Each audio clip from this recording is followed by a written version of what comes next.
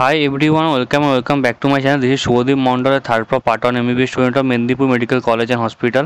তো চ্যানেল নতুন হয়ে থাকলে অবশ্যই চ্যানেলটাকে সাবস্ক্রাইব করো আর বেল আইকনটা টিপে নোটিফিকেশানটাকে অন করে রেখো। তো তোমরা সবাই জানো যে তোমাদের 75টা সিট কিন্তু ইনক্রিজ হচ্ছে এবছর রাউন্ড 2 এর জন্য। ঠিক আছে, আমি তোমাদের ক্যাটাগরি ওয়াইজ ব্রেকআপটা বলে দিচ্ছি যে কোন ক্যাটাগরি কতগুলো সিট পাবে। আর 400টা সিট কিন্তু বাড়ছে না। আর রাউন্ড 3তে তোমরা অনেকে বলছো যে কেপিসি যেটা ওটা এখানে কোনো লেখা নেই। দেখো কেপিসির যে ম্যানেজমেন্ট কোটা বা স্টেট কোটার ওটা অল ইন্ডিয়া কোটার আন্ডারে আসে না, তো এখানে ওই জন্য লেখা নেই। কিন্তু মানে এবারে ওয়েস্ট বেঙ্গল সিট ম্যাট্রিক্স বেরোলে তোমরা বুঝতে পারবে। যদিও ওই কেপিসির যে লেখাটা আসছিল, আমি ভিডিও বানিয়েছিলাম, সেটা কিন্তু আর লেখাটা আসছে না। এবার দেখা যাক রাউন্ড 3তে বাড়ে কিনা সিট, কত কি বাড়ে না বাড়ে। অনেকে কিন্তু সিট ইনক্রিজের জন্য অ্যাপ্লাই করেছিল, এবার দেখা যাক কি হয় না হয়। আর একটা কথা বলে রাখি যে আমি তোমাদেরকে কিন্তু ক্যাটাগরি ওয়াইজ ব্রেকআপটা বলে দিচ্ছি সিটের। ইউআরের জন্য 28টা সিট বাড়ছে। দেখো 75 সিটের মধ্যে 11টা হচ্ছে অল ইন্ডিয়া কোটা যাবে, 64টা স্টেট কোটার ছেলেরা পাবে। এবার স্টেট কোটার জন্য এবার যে 64টা তার উপর রিজার্ভেশন লাগবে। ইউআর পাবে 28টা, ওবিসি এ 6টা, ওবিসি বি 4টে, ইডব্লিউএস 6টা, এসসি 14টা, এসটি হচ্ছে তোমার 1টা পাবে, আর পিডব্লিউডি হচ্ছে 2টো পাবে। এটা হচ্ছে তোমার ক্যাটাগরি ওয়াইজ ব্রেকআপ। ঠিক আছে, আর এবার আমি যেটা বলছি তোমাদেরকে যে কত কি কাট অফ যেতে পারে না পারে। তো দেখো তোমাদের কিন্তু ফ্রেশ রেজিস্ট্রেশন হবে। অনেকে কিন্তু যে কাট অফের ওপরে র্যাঙ্ক, তাদের কাট অফের ওপরে যাদের র্যাঙ্ক, তারা কিন্তু অনেকে রেজিস্টার করবে। কারণ এরকম আমি শুনেছি অনেকের কাছে।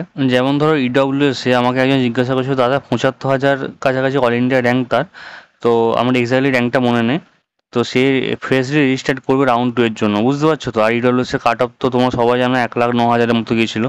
তো এই জন্য কাট অফটা একটু বাড়বে। আমি ইউআরের জন্য বলছি, তোমার সিট যেহেতু বেড়েছে সেহেতু তোমার কাট অফ কমবে, তোমাদের এই নিয়ে কোনো ডাউট নেই। দেখো ইউআরের জন্য যারা 43K, আমি রাউন্ড 2 এর জন্য বলছি, রাউন্ড 3 পর্যন্ত 45,000-এর ওপরেও যাবে।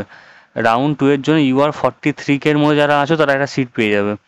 এরপর হচ্ছে ওবিসি এর জন্য আমি যদি বলি, ওবিসি এতে মোটামুটি যারা 50,500-র মধ্যে আছো, ঠিক আছে, 50,500 র্যাঙ্কের মধ্যে ভেতরে আছো, তোমরা অবশ্যই সিট পাবে রাউন্ড 2-তে। ঠিক আছে, রাউন্ড 2-তে তো অবশ্যই পাবে।